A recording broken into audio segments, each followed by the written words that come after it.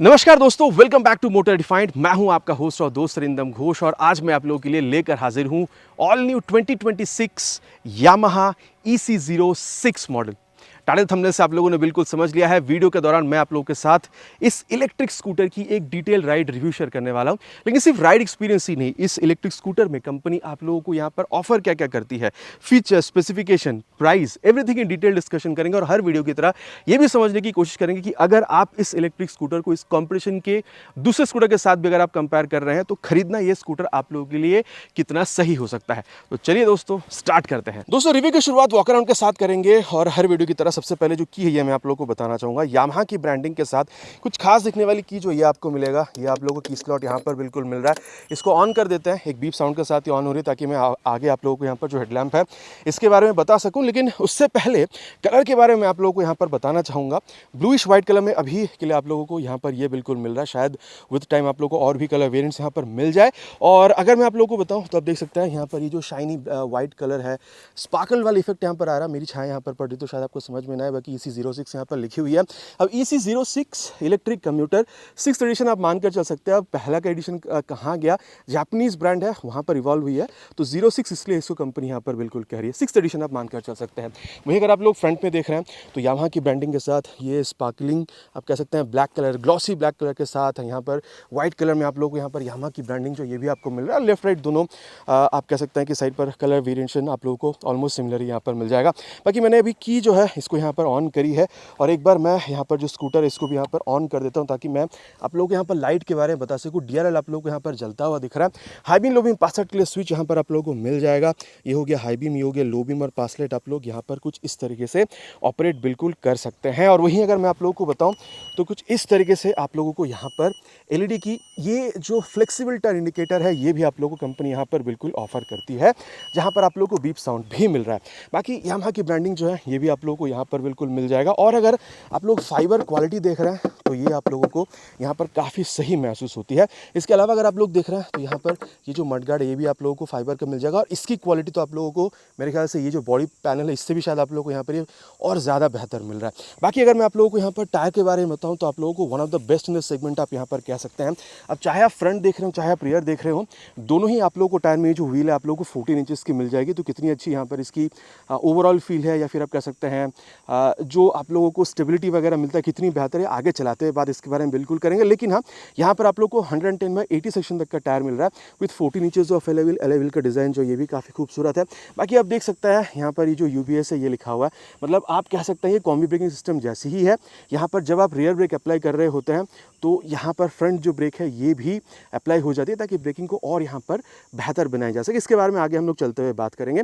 बाकी अगर आप लोग यहाँ पर ब्रेक देख रहे हैं तो चाहे आप फ्रंट देख रहे हो या फिर आप रियर देख रहे हो, दोनों में आप लोगों को 200 mm तक का ये जो डिस्क ब्रेक है ये आपको मिलेगा। तो ये भी काफ़ी बेहतरीन चीज़ है, मतलब दोनों ही टायर में आप लोगों को ब्रेक में यहाँ पर डिस्क मिल रहा है। इसके बारे में अगेन मैं कहूँगा चलाते हुए बात करेंगे कितनी अच्छी बेहतर ब्रेकिंग आप लोगों को ये ऑफर करती है। इसके अलावा अगर आप लोग यहाँ पर सस्पेंशन देख रहे हैं तो आप लोगों को यहाँ पर टेलीस्कोपिक फोक जो है ये आप लोगों को बिल्कुल मिल जाएगा। और अगर आप लोग देख रहे हैं तो यहाँ पर आप लोगों को काफ़ी अच्छा खासा लेग रूम जो है ये भी मिल रहा है। अगेन मैं कहूँगा चलाते हुए इसके बारे में बात करेंगे कि कितनी अच्छी यहाँ पर ये आप लोगों को लेग रूम महसूस होता है। बाकी स्कूटर है, प्रैक्टिकलिटी बहुत सही है। आप देख सकते हैं अगर आप कुछ हैंग करना चाहते हैं तो हैंगर जो है ये भी आप लोगों को यहाँ पर बिल्कुल मिल रहा है। अब इसको यहाँ पर कर देते हैं बंद। बाकी एक बार हॉर्न कर ही देते हैं ताकि मैं आप लोगों को रियर जो पोर्शन है वही मैं आप लोगों को यहाँ पर बता सकूँ। कुछ इस तरीके से यहाँ पर इसकी जो टेल लैंप है ये आप लोगों को बिल्कुल यहाँ पर समझ में आएगा। और फ्रंट की तरह रियर में भी आप लोगों को यहाँ पर ये जो फ्लेक्सिबल टर्न इंडिकेटर है ये आपको मिलेगा। नंबर प्लेट लगाने की जगह रिफ्लेक्टर आप लोगों को यहाँ पर भी बिल्कुल दिख रहा है। बाकी अगर मैं आप लोगों को यहाँ पर रियर पोर्शन के बारे में बताऊँ तो आप देख सकते हैं यहाँ पर मडगार्ड तो ही साथ ही अलग से एक मडगार्ड और आपको दिया गया ताकि कीचड़ उछलने वगैरह से आप लोगों को यहाँ पर राहत दी जा सके। बाकी जहाँ तक बात है टायर की, ये भी आप लोगों को one of the best in the segment आप कह सकते हैं। 120/70 सेक्शन तक का tyre with again 14 inches of alloy wheel. Already मैंने कहा है फ्रंट की तरह रियर में भी आप लोगों को यहाँ पर 200 mm तक का ये जो डिस्क है ये आपको मिलेगा। और अगर आप लोग देख रहे हैं यहाँ पर एडजस्टेबल डुअल कॉइल स्प्रिंग जो है ये आप लोगों को यहाँ पर मिलेगा। सस्पेंशन डेफिनेटली बेहतर होना चाहिए। कितनी बेहतर है आगे चलते हुए बात इसके बारे में अगेन मैं कहूँगा बिल्कुल मैं आप लोगों को यहाँ पर बताने वाला हूँ। बाकी दोनों ही साइड आप लोगों को यहाँ पर जो रिफ्लेक्टर है ये भी आप लोगों को मिल रहा है। और अब दोस्तों यहाँ पर इसकी जो मोटर है इस बारे में बात करते हैं। बाकी अगर मोटर के बारे में बताऊं तो मुझे आप लोगों को लेफ्ट साइड पर लाना पड़ेगा। यहाँ पर आप लोगों को 6.7 किलोवाट पीक पावर के साथ यहाँ पर जो IPMSF मोटर है ये आप लोगों को मिला। बाकी BLDC मोटर के मुकाबले देखा जाए वैसे तो वाइब्रेशन कम ही होता है मोटर में, लेकिन और ज़्यादा स्मूथनेस आप लोग को मिलता है, एफिशिएंसी थोड़ा सा और बेटर मिलता है, परफॉर्मेंस थोड़ी सी और बेहतर होती है। और बीएलडीसी मोटर के मुकाबले अगर आप लोग देख रहे हैं तो आप लोगों को रेंज जो है आप लोग को हल्की सी यहाँ पर और बेहतर मिलने की चांसेस बढ़ जाती है। बाकी अगर आप लोग iQube ST के मुकाबले देख रहे हैं, या फिर अगर आप लोग चेतक के मुकाबले देख रहे हैं, या फिर अगर आप लोग एथर 450X के मुकाबले भी देख रहे हैं, तो 6.7 किलोवाट पीक पावर जो है यहाँ पर आप लोगों को इन तीनों स्कूटर के मुकाबले ये आप लोगों को बेहतर बिल्कुल निकाल कर देती है। बाकी बात अगर मोटर की हो रही है तो बैटरी भी मैं आप लोगों को यहाँ पर बता दूँ, 4 किलोवाट आवर तक का बैटरी जो है ये आप लोगों को यहाँ पर मिलेगा। बाकी अगर आप लोग iQube ST पर जा रहे हैं तो वहाँ पर 5.3 किलोवाट आवर का आता है। तो अगर आप लोग यहाँ पर चेतक पर जाते हैं तो अगेन वहाँ पर थोड़ा सा कम मिलेगा, 3.5 किलोवाट आवर तक का। मैं यहाँ पर 35 सीरीज़ की बात कर रहा हूँ। वहीं अगर आप लोग यहाँ पर 450X एथर पर जाते हैं तो वहाँ पर आप लोग को अगेन 3.7 किलोवाट आवर तक का मिल जाता है। तो यहाँ पर अगेन हल्की सी आप लोगों को बेहतर ही समझ में आने वाली है अगर आप लोग iQube ST के मुकाबले ना देख रहे हो तो। और वहीं अगर मैं आप लोगों को यहाँ पर इसकी चार्जिंग टाइम के बारे में बताऊँ तो हल्की से ज़्यादा आपको महसूस हो सकती है, क्योंकि 0 to 80% तक यहाँ पर चार्ज होने में ये अराउंड यहाँ पर समय लेती है 8 घंटे तक का, और 0 to 100% चार्ज होने में यहाँ पर आप लोगों को ये समय लेती हुई दिखेगी अराउंड 10 घंटे तक का। बाकी अगर आप लोग iQube से लेके अगर आप लोग यहाँ पर चेतक वगैरह से भी देख रहे हैं, फिर अगर आप लोग एथर वगैरह पर भी जा रहे हैं तो वहाँ पर आप लोगों को 3 से 6 घंटे में यहाँ पर चार्ज होती हुई दिखेगी। 0 to 80% की बात करें जो यहाँ पर 8 घंटा लेती है। बाकी देखिए चार्जिंग टाइम हम लोग मैनेज कर सकते हैं, बाकी परफॉर्मेंस कितनी बेहतर है ये आगे मैं आप लोगों को चलते हुए इसके बारे में बिल्कुल बताने वाला हूँ। साथ ही दोस्तों यहाँ पर आप लोगों को चेन ड्राइव के साथ एल्यूमिनियम स्विंग आर्म भी मिल जाएगा।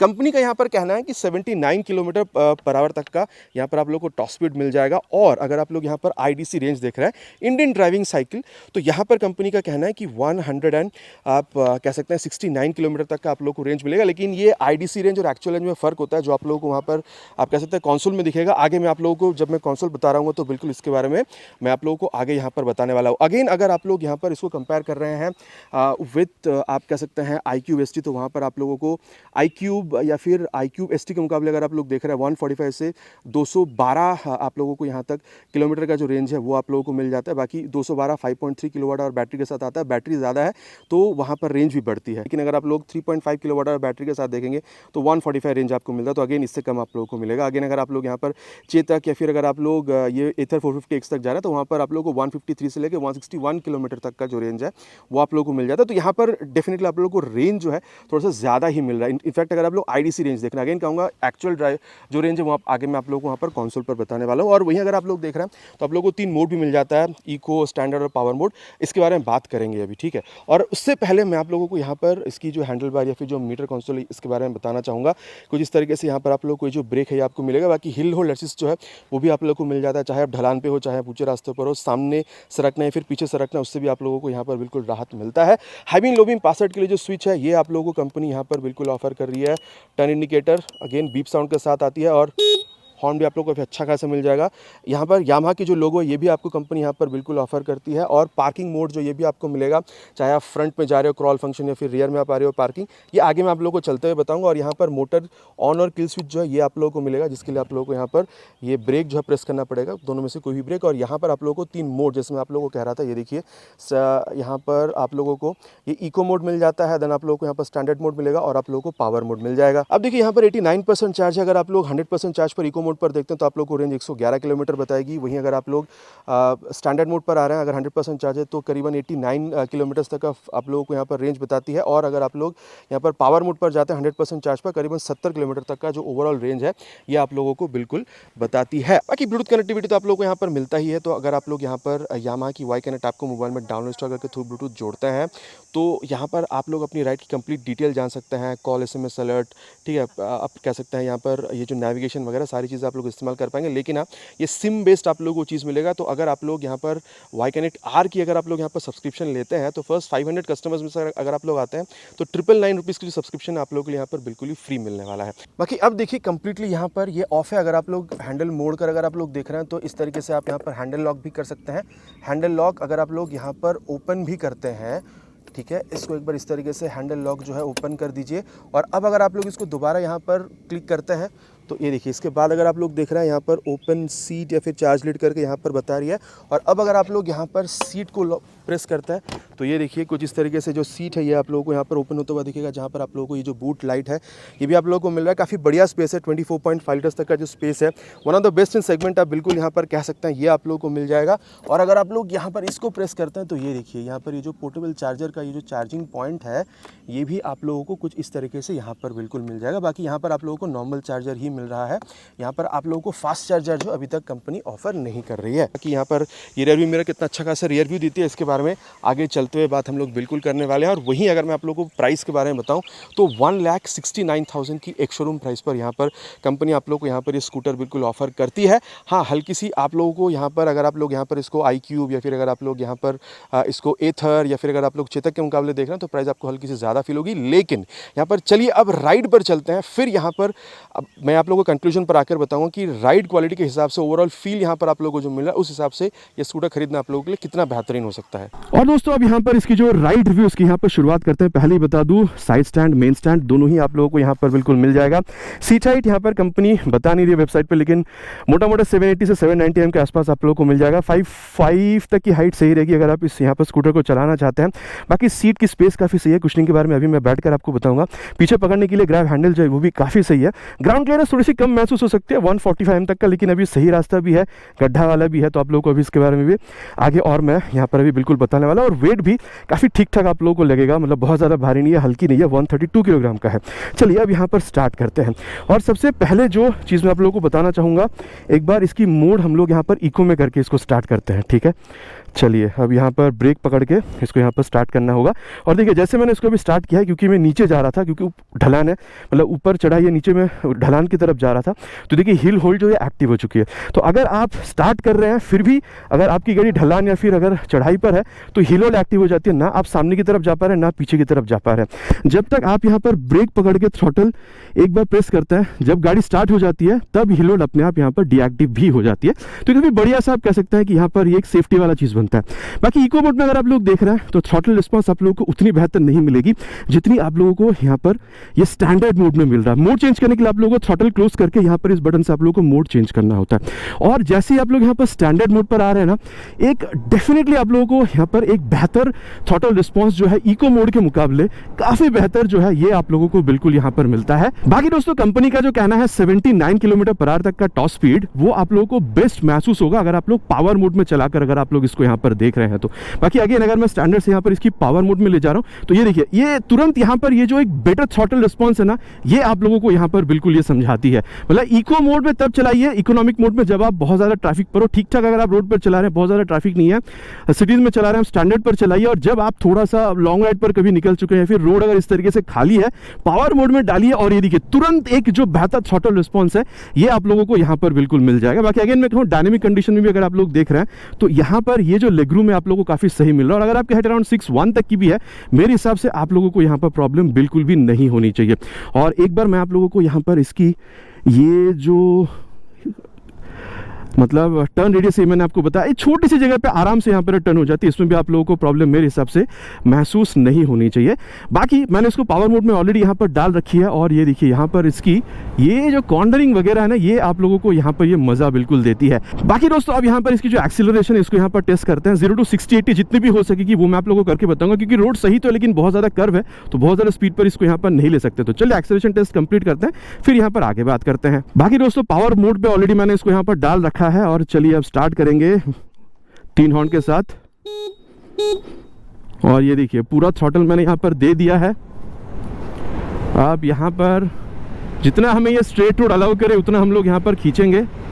60 तो कब की पार हो चुकी है, यहाँ पर ये 88 तक यहाँ पर ये टच कर चुकी थी। अब देखिए यहाँ पर ये आप कह सकते हैं यहाँ पर चढ़ाई है तो यहाँ पर उतना रिस्क नहीं लिया जा सकता है, बाकी अगर चाहता तो कॉर्नरिंग कर सकता था। बाकी कॉर्नरिंग की अगर बात करी जाए इस तरीके से अभी हम लोग यहाँ पे अभी चढ़े थे और ये देखिए इस तरीके से देखिए कितना यहाँ पर मैं स्लांट इसको कर रहा हूँ, और ये कमाल है अगर आप लोग यहाँ पर इसकी ये चौड़ी टायर या फिर अगर आप बड़ी व्हील देख रहे हैं तो कॉर्नरिंग भी आप लोगों को यहाँ पर रिस्पॉन्स काफ़ी सही मिलने वाला है। बाकी मैं कहूँगा देखिए ये PMSM मोटर है, वाइब्रेशन आप लोगों को ना के बराबर यहाँ पर मिल रहा है।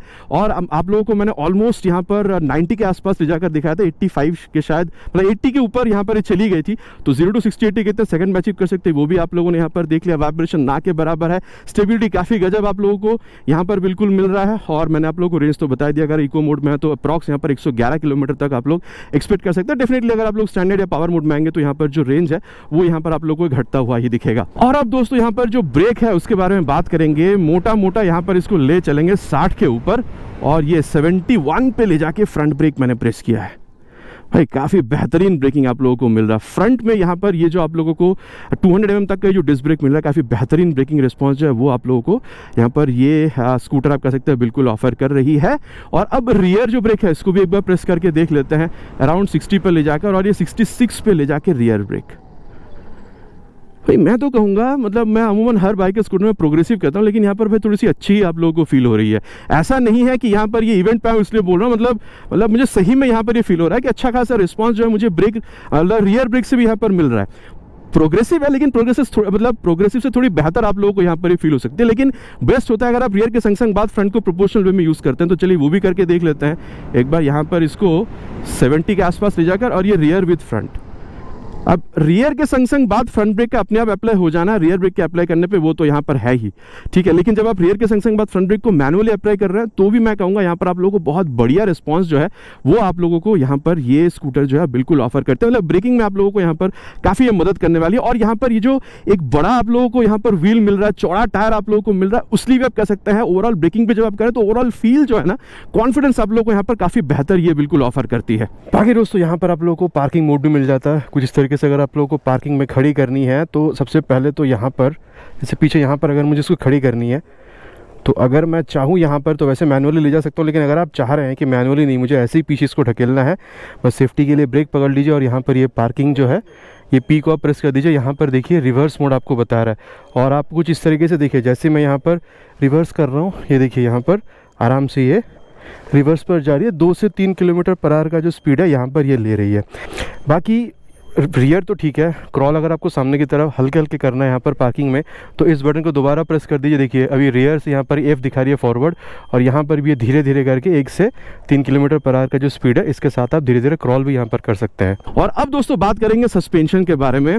देखिए अभी तो यहाँ पर रास्ता ठीक है, लेकिन जब मैं इसको यहाँ पर चला के ले आ रहा था तो यहाँ पर मुझे उबड़ खबर रास्ता ही मिला। वैसे मैं कहूँगा चाहे आप फ्रंट देख रहे हो या फिर रियर, ये मिड साइड पर है, ना बहुत ज़्यादा सॉफ्ट ना बहुत ज़्यादा हार्ड। तो इसलिए मैं कह सकता हूँ कि अगर आप इस तरीके से अगर आप कभी सीरीज पर भी चला रहे हैं तो भी अच्छा खासा आप लोगों को रिस्पांस मिल जाएगा, ठीक है। अगर आप हाईवेज पर चला रहे हैं, स्ट्रेट लाइन स्टेबिलिटी या फिर आप कह सकते हैं जो ओवरऑल स्टेबिलिटी है वो भी काफ़ी अच्छा खासा आप लोगों को मिल जाएगा। लेकिन कभी अगर आप लोग उबड़ खाबड़ रास्ते पर गए तो देखिए काफ़ी हद तक एब्जॉर्ब होती है रियर सस्पेंशन, क्योंकि डबल आप लोगों को कॉइल वाला स्प्रिंग दिया गया है, काफ़ी हद तक एब्जॉर्ब करती है यहाँ पर ये जो वाइब्रेशन हो गया। लेकिन अगर आप ज़्यादा गड्ढे पर गए फिर तो कोई भी बाइक हो या स्कूटर आप लोगों को झटका देगी, वो यहाँ पर भी आप लोगों को मिलेगा। तो सस्पेंशन मैं कहूँगा काफ़ी सुटेबली आप लोगों को महसूस होगा, और बेस्ट आप लोगों को यहाँ पर छोटे मोटे गड्ढे या फिर अगर आप लोग इस तरीके से अच्छे रास्तों पर चला रहे हैं तो आप लोगों को यहाँ पर बेस्ट एक्सपीरियंस मिल सकता है। ओवरऑल अगर मैं आप लोगों को बताऊं तो जब आप इस तरीके से यहाँ पर खेलने की कोशिश कर रहे हैं, हैंडलिंग की अगर मैं बात करूं तो यहाँ पर काफी अच्छा खासा आप लोगों को मिल रहा है। आप स्कूटर चला रहे हैं आप लोगों को फील नहीं होगा, आपको ऐसा फील होगा कि भाई आप बाइक ही चला रहे हैं, क्योंकि हैंडल बार अगर आप लोग देख रहे हैं ये भी काफी चौड़ी ही आप लोगों को यहाँ पर मिलती है।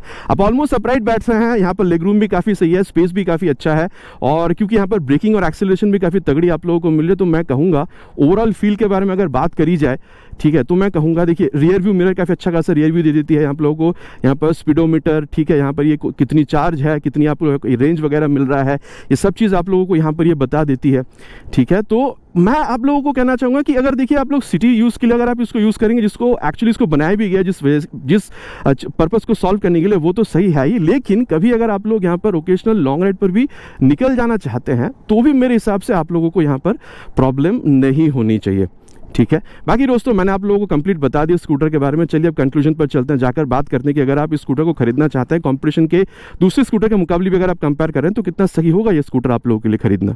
और दोस्तों अब ये सत्यवचन की घड़ी, कंक्लूजन का समय है कि फिर ये स्कूटर खरीदना आप लोगों के लिए कितना बेहतरीन हो सकता है। देखिए मैं पहली बार जो कहूँगा, अगर आप लुक देख रहे हैं तो काफ़ी रगड़ से लुक आप लोगों को यहाँ पर मिल जाता है। बाकी अगर आप लोग यहाँ पर ये इको, स्टैंडर्ड और पावर मोड के हिसाब से अगर देख रहे हैं तो एक्सेलरेशन में तो डिफरेंस आएगा, और सबसे बेस्ट परफॉर्मेंस आप लोगों को पावर मोड में मिलेगा।